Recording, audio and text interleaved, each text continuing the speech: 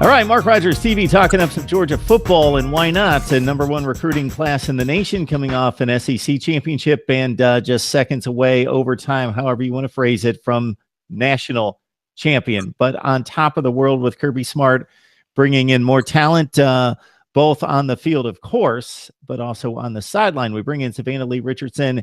You can join her work at Bulldog Illustrated covering Georgia athletics. Savannah, how are you taking the national championship loss? You have to be extremely, extremely proud of what this team accomplished this season, but it was oh so close.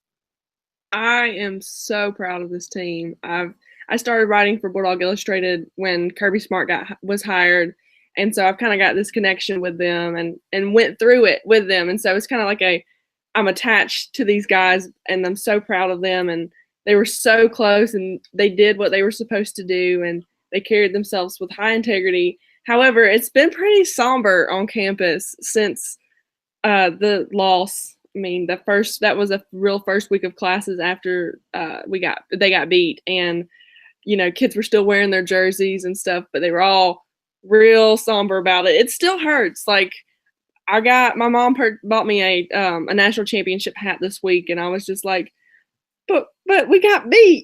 Why did you get me a hat? And so it was kind of like a whole, another roller coaster, being so attached to this team as a fan, and then also getting to go through it as a journalist too. It's such a proud moment to be a student of the University of Georgia, and so there's nothing but high hopes. And I think that's why a lot of Georgia fans now are not as sad, because they realize that Georgia's on the rise. It's not like it was in 2012 where Georgia fans didn't know whether or not that that they were going to be able to do it again.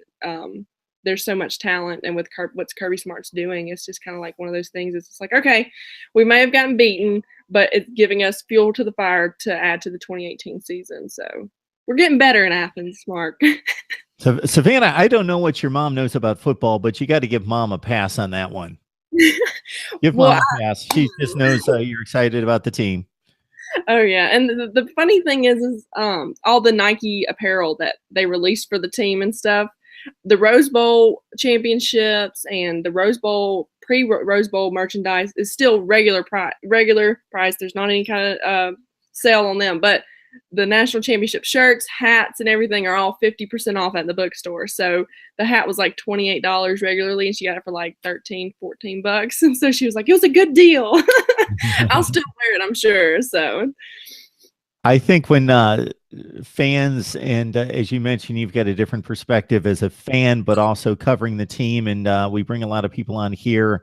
And just to let the folks know, Savannah's writing about this team constantly. She goes to the news conferences. She talks to the players, talks to the coaches. So she's right there on campus covering it from close up and going to the games, of course.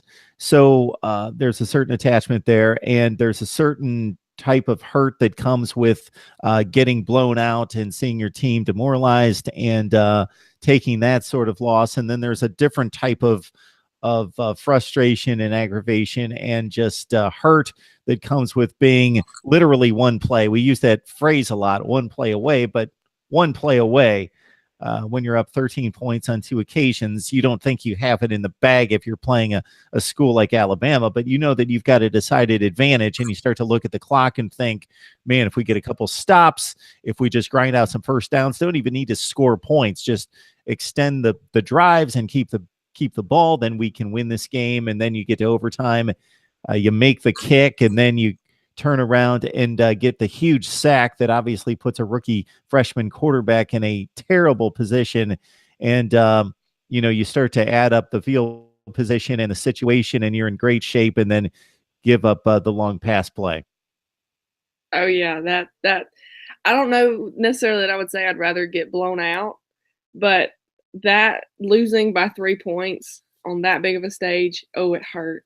Oh, it hurt big time, and I know it hurt the players too. But as a fan base, not being able to see it in my entire lifetime, it hurt, and it was just kind of like one of those things where it was a surreal moment. Not did that really happen, or are they going to call something or anything like that? I mean, how a lot of the game went back and forth with the referees and even with the teams, and there's some controversial calls, of course, but I'm not going to go into that because I'm over it.